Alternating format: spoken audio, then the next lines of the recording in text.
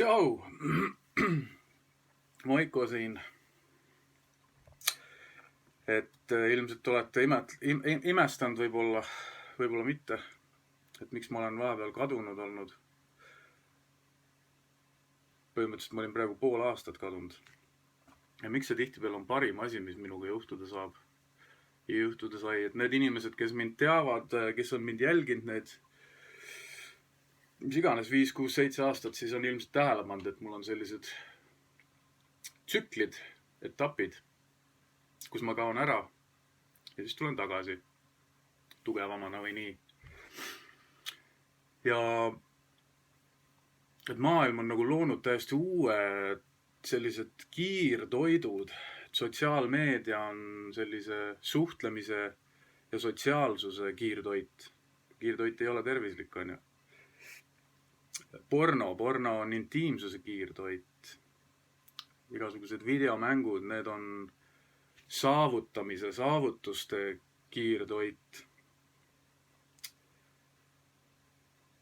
Igasugused need Netflix, Flickstore, Amazon Prime, HBO Max, Hulu, kõik need on meelelahutuse kiirtoit.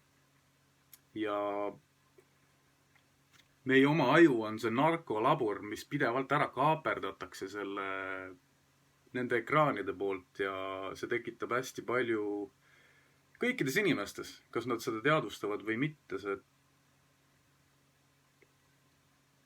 ärevust, kas ma olen ikka piisav, kas ma olen ikka kõlblik, kas ma olen piisavalt väärtuslik, sotsiaalne surve, kõik siuksed asjad ja mina olen ka inimene ja üles ärgates, enesest teadlikumaks saates muutume me kõik tundlikumaks. Seda mina ka ja vahepeal ongi lihtsalt, see kõik on nii ülevool ja seda kõik on nii palju, et on vaja tõmmata käsi pidur peale. Nii et miks ma siis olin kadunud? Ma olin kadunud, aga mitte ära. Ma olin kohal kuskil sügavamal tasandil.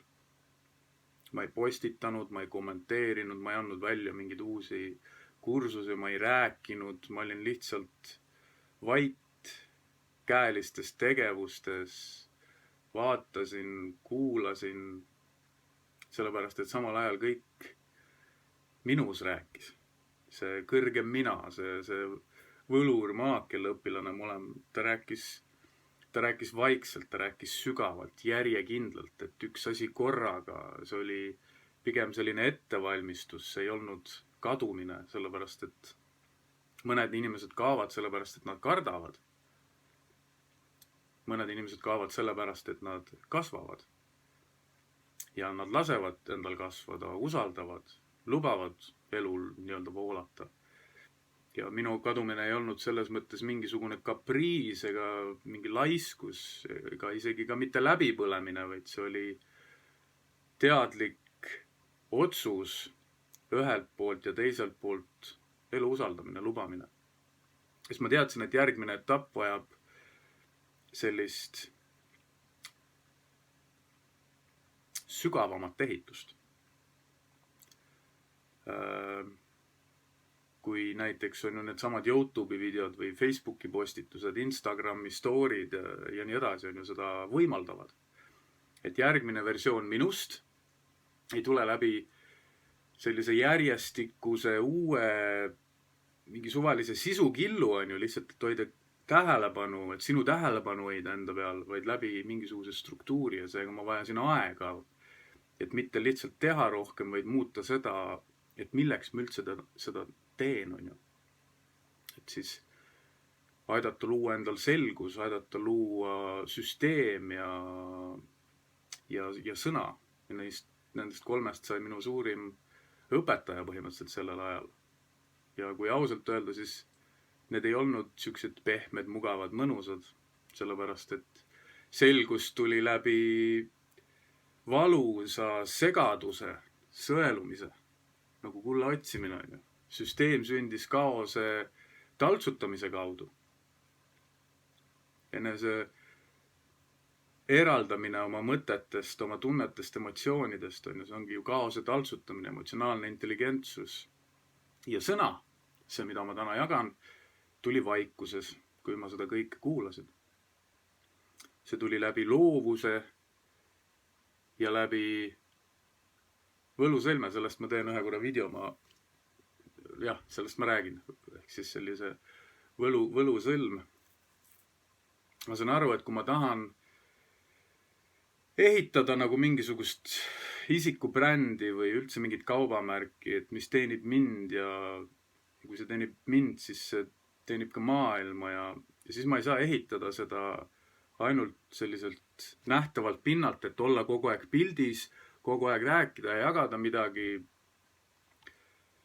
Et ma pean tegema ka seal tööd, kus seda keegi ei näe, on ju, minu enda sees. Ma pean õppima siis ehituskunstnikuna, mis me kõik oleme tegelikult, ehitades siis ja armastades ennast, iseendas, on ju.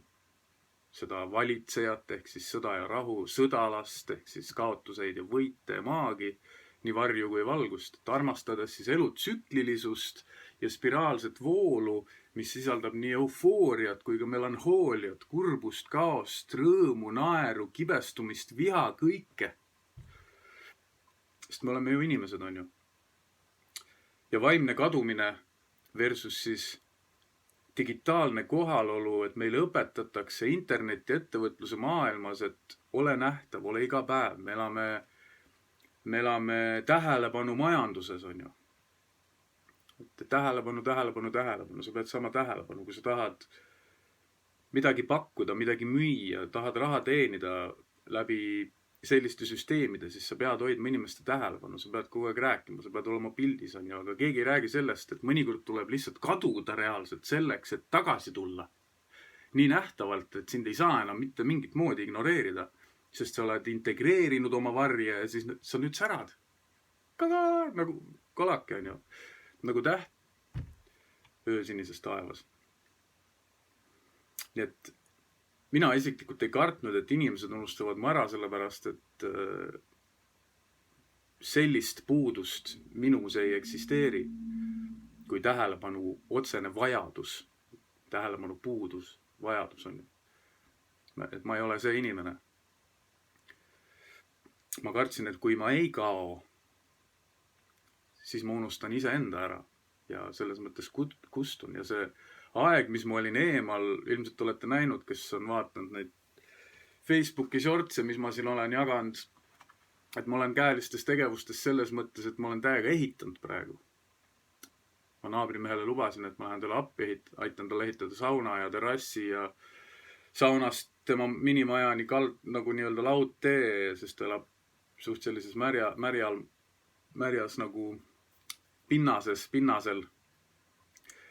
Samal ajal, kui see meestekas talvel, mis ma korraldasin Kiisal kodades, tervitused siit Jannole ja kõigile meestele, kes seal käisid, et sellel perioodil ma ei ole kuskil koolis käinud või õppinud, vaid ise YouTube'ist vaatasin ja õppisin, ma lõin ise siis kodulehekülje sellel perioodil tegelikult. See on see tagataustal töö, mis ma tegin, mida keegi tegelikult ei tea ja pole keegi näinud, on ju. Siis www.maikojohanson.ee saate minna vaatama, ta on osaliselt valmis, mul on seal mõned artiklid, blogipostitused kirjutatud, mõned pakkumise nii-öelda sketšid, kuvandid, algused, visandid, mustandid on pandud välja. Sinu lugu loeb kursuse, täiendasin vaimujõu planeerimiskursuse, tegin online ettevõtluse põhialuse kursusid, tegin nii-öelda digikirjaniku kaasaegse meisterlikkuse programmile, lõin sellise struktuuri ja see ei ole lihtsalt üks kirjutamise, turundamise, koopia kirjutamise kursus, vaid tegelikult alkeemiline protsess enese väljenduseks ja see on seotud ka siis selle võlusõlmega, mis ma siin enne mainisin, siis ma testisin täiega igasuguseid neid AI tööriistu, kirjutamise protsessi, mis ei söö mu aega, vaid pigem nagu kasvatavad seda, on ju, aitavad. Ehmatasin ära reaalselt, kui palju on infot maailmas, kui palju ma ise tean, kui palju ma ei tea ja kui vähe on tegelikult sellist sügavalt integreeritud teadmist, sest kõik ahvivad kõiki, kõik kopeerivad kõiki, kõik räägivad ühest ja samast asjast natukene erinevate sõnadega, autentsust, ehedust ihaldatakse järjest rohkem, aga inimesed ei oska sellesse astuda, sellepärast et nad on nii maskides, sotsiaalselt survestuses, pinges, võltsid, valed täis, kogu see uus vaimsus järjest rohkem trügib peale. See on täielik selline vaimne ummiktee, inimesed jäävad kinni ideoloogiatesse, mingitesse kontseptsioonidesse, nägemata, märkamata mustreid, räägitakse teadlikust ettevõtlusest, teadlikkusest olemisest, aga ei nähta mustreid. Siis kuidas oled siis teadlik, kõrgema teadvusega inimene, kui sa ei märka mustreid, mis toimivad, on ju, mis toimuvad, mis toimub. Ma sain aru, et ma ei ole selline suvaline mingi äriline copywriter ega lihtsalt mingi sisulooja ega ka teokultist, vaid need on lihtsalt asjad, mis mind huvitavad. Et ma pigem proovin olla väärtuse looja iseendale, seega teistele. Olla siis mingisugune sõnumikandja, kas või see on siin sõnum, on ju. Valu, ahastus, rõõm, kõik kokku pressitud ühte punkti. Ja väärtuse looja ja sõnumitooja, see vahe on tegelikult oluline, et koopiakirjutajaid, sisuloojaid, meelelahutajaid, neid on sitaks. Nemad võivad teha kõiki ja kõigele, valida mingi niši. Sisulooja teeb pulli, on ju, teeb neid kuradi clickbaite, mingid selliseid neid pisipilte, et sa muudkui klikiksid, on ju, näidatakse enda keha, edvistatakse kulla ja karraga võltside asjadega, no ongi jälle see, et ehedus. Aga väärtuselooja kannab sõnumit. Väärtuselooja ei saa kirjutada valet, vaid ta võib küll vaikida, aga kui ta räägib, siis tuleb sealt midagi, mis reaalselt nagu muudab ruumi. See paneb inimesed mõtlema, see tekitab ebameeldivad tundeid ja need ebameeldivad tunded annavad igale inimesele individuaalset signaali, et sinna võiks vaadata. See on midagi, mida uurida, see on kasvukoht, eks ole. Ja minu kadumine õpetas mulle, et ma ei taha lihtsalt turundada ja sisu luua või olla seal pärimustarkuste instituudi lektor, sest see on jälle mingi staatus, jälle mingi silt, on ju, mida endale juurde panna. Et ma tahan teadlikult kohale tuua seda, mis tahab tulla minu kaudu. Eks. Ja ma põhimõtteliselt küsisin endalt ühte küsimust pidevalt, tegelikult mitmeid, aga üks põhiline oli ikkagi, mille juurde ma pidevalt tagasi tulen, et kui ma nüüd tagasi tulen, siis mille nimel? Et mis on see minu miks? Miks? Mille kuradi pärast ma seda kõike teen? Miks ma üldse tulen siia rääkima, on ju? Et see ei ole pelgalt selline mingi nähtavuse küsimus, see on vastutus. Kas see, mida ma teen, aitab mind ennast ja kas see on siis võimeline aitama ka teisi inimesi? Ja kas see aitab neil liikuda lähemale iseendale, sellele ehedusele, autentsusele, mida kõik taga ajavad, mis on teistel inimestel atraktiivne, mida otsitakse, on ju. Mida üritatakse kopeerida, matkida, aga kahjuks seda ei saa teha, sest me oleme kõik unikaalsed, individuaalsed ja peame vastu võtma iseendas selle unikaalse, ehk siis eheduse, autentsuse, on ju. Ja sellepärast ma olen palju rääkinud ka, et sinu teadmised, huvid, oskused on need, mis teevad sinust sinu. Ja info üleküllastumist tegelikult ei saa olla just nende samad asjade pärast, aga et sellesse kohta jõuda, sellesse arusaamisesse, sellesse nägemusse jõuda, selle jaoks on vaja vahepeal lihtsalt kaduda ja iseennast vastu võtta. Aktsepteerida, et me oleme unikaalsed. Me oleme alati piisavad, olenemata sellest sotsiaalmeedia virvarrist ja survestusest. Sa ei ole mitte keegi, kui sul ei ole autot, sa ei ole mitte keegi, kui sul ei ole ülikonda, sa ei ole mitte keegi, kui sul ei ole raha. Kõik see jura. Ometi me oleme elus ja terved. Ja see on juba piisavalt suur väärtus ja olulisus, et me oleme siin elus, eks. Ja nüüd ma tunnen mingis mõttes, et see aeg on käes siis tagasi tulla, kuigi see tuleb ka läbi surve. Üks surve on see, et YouTube saatis mulle kirja, et ma olen liiga kaua aega eemal olnud ja kui ma nüüd sisu ei tooda, tagasi nii-öelda ei tule, et siis nad panevad mu konto kinni või mis iganes, ma ei saa kunagi monetiseerida, kui ma seda on ju tahan või kui see on üks mu eesmärk. Teine on see, et selles vaikuses tekkisid minu ümber mehed, kellega me vestlesime, et üksteist aidata, toetada ja tekkis siis Mehed Kohad podcast. Tegin siis uue YouTube'i kanali Mehed Kohad podcast. Minge palun sinna, tellige kanalit. Iga teisipäev kell 2 me teeme otse ülekande 4-5 meest. Ja Kasvame koos oli minu viis kogu aeg ennast veits tagasi hoida, sellepärast et ma ei tahtnud vastu võtta mind kui Maiko Johansoni. Ja ma siis enda YouTube'i kanali muutsin nüüd ära, ta on nüüd Maiko Johanson, mitte Kasvame koos. Facebooki lehe ma jätan Kasvame koos, aga YouTube'is ma olen Maiko Johanson. Ja võtan ennast siis veel rohkem siis tugevamalt vastu. Nii et ma ei tule tagasi lihtsalt lampi postitama, et olla lihtsalt pildis siin, et teie tähelepanu röövida, on just aeg ja tähelepanu on ju kõige suurem valuuta tegelikult, suurem kui raha. Ma tulen tagasi sellepärast, et mul on midagi teile anda. Neile inimestele, kes on valmis vastu võtma. Midagi selget, midagi struktureeritud, süsteemset, strateegilist, taktikalist, midagi, mis on läbi testitud, läbi tunnetatud, läbi valgustatud, sellepärast, et mul on reaalselt see kogemus, ma olen igat moodi katsetanud seda elu ebamugavustesse hüppanud peakat, proovides seda värki siin. Ja ma olen seda teinud on ju teadlikult ja avalikult alates 2017 või alates 2018 aastast, eks. Nii. Ja kui sina ka tunned vahepeal, et sa tahad kaduda, siis ma ütlen sulle, tee seda, aga tee seda teadlikult, ära põgene, vaid valmistu, ära võrdle ennast teistega, ära kadesta neid teisi, kes on kogu aeg kohal, kes on kogu aeg pildis, vaid lihtsalt valmistu. Sina oled teel oma ajastuse poole, lihtsalt valmistu. Meil on ju need varajased õitsejad ja hilisejad õitsejad. Mõni saavatub maksimum edu ja kuulsuse 20-aastaselt, mõni 30-aastaselt, mõni 40-aastaselt, mõni 50-aastaselt. Ja see ongi normaalne. See ongi see info kogumise ettevalmistumise periood, et jõuda sinna enda nii-öelda edukuse või unistuste eluni või mis iganes me elult tahame sellesse kohta. Ja see on kõik valmistumise aeg. Valmistumine.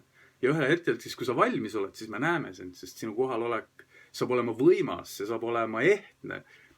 Just nii, nagu sa oled, autentne ja haavatav, usaldusväärne, aus, ehe, tugev, võimas.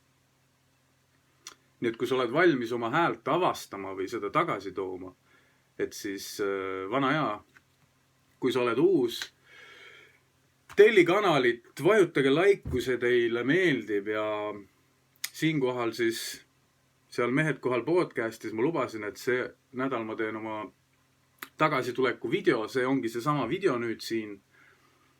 Teen video valmis ja lähen tagasi välja ehitama. Oma saunale ümber teen ka terrassi. Naabrimehe oma ei ole veel täiesti valmis, aga ma vahepeal tahan teha endale ka, muidu ma hakkan tundma kibestumust ja see ongi see. Ennast tuleb kuulata ja usaldada ja ainult iseenda seest saame need vastused. Nii et video kirjelduses on ka blogipostitus, saate ise lugeda seda. maikojohanson.ee kodulehel saate vaadata ja uurida, mis on tulemas, saate ennast kurssi viia, kellele meeldib see, mida ma teen ja kuidas ma teen. Näeb nii-öelda minu edasiliikumist ja selles mõttes ka edu on ju. Et mul on midagi anda, sest mul on kogemus. Mul on igasugust kogemust. Ja ma ei pane siin otsest mingit nissi ega midagi praegult paika, vaid tasa ja targu, samm-sammu kaupa. Eraklikkus siin maal elades on mulle õpetanud. Et kui me vaatame näiteks tarokaarti number 9, mul on 27. oktoober sündinud on ju, 2 + 7 on 9, tarokaartides 9. kaart on erak. Erakul on käes latern. Ta näeb ainult 1 või 2 sammu ette, iseenda ette.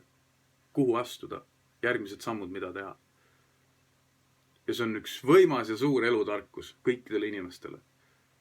Ei olegi vaja rohkem teada, ei ole vaja rohkem endale survet ega pinget panna, vaid lihtsalt tee endale selgeks järgmine samm ja siis astu see samm. Ära põe, ära situ, ära virise, ära ole ohver, vaid lihtsalt astu see samm.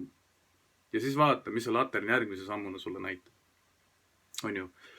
Nii et see oli see video praegu. Teisipäeval kell 2 siis Mehed kohal podcast. YouTube'is otseülekanne, Facebookis Maiko Johansoni Facebooki lehel otseülekanne. Tulge vaatama, tulge tellige kanalit, tulge vaadake päriselu jutte meeste poolt, mitte mingit oi plää, mul on siin nii edukas, ma teenin 300 000 kuus ja kõik jutud, vaid päris tõelised raskused, tõelised läbielamised, emotsionaalsed, vaimsed valud, püüdlused, läbikukkumised, lihtsalt meestevaheline loba ja möla. Et see on päris äge. Mul endale selline formaat täitsa meeldib. Ja võib-olla see ongi asi, millega hoopis edasi liikuda ja panna see pool siit kinni, aga samas ei saa seda kinni panna, sest mina olen ikkagi mina, olenemata sellest, kellega ma koostööd teen või mitte. Nii et see on see, mis ma teile öelda tahtsin. Ja näeme juba järgmisel nädalal, nii et tšau, hoidke sabad rõngas, olge armsad ja kaduge ära vahepeal. Kaduge lihtsalt ära, pange see fucking telefon kinni, pange arvuti kinni ja lihtsalt minge kaevake näppupidi mullas, minge lõhkuge puid, minge jalutega metsas, minge telkima nädalaks ajaks kuhugile metsa, ihu üksi, lõigake ennast ära, te ei ole kellegile midagi võlgu, teil ei ole mingit kohustusi ja vastutusi peale nende, mis te ise endale peale surute, mis tekitavad teis pingeid. Jep, tšau.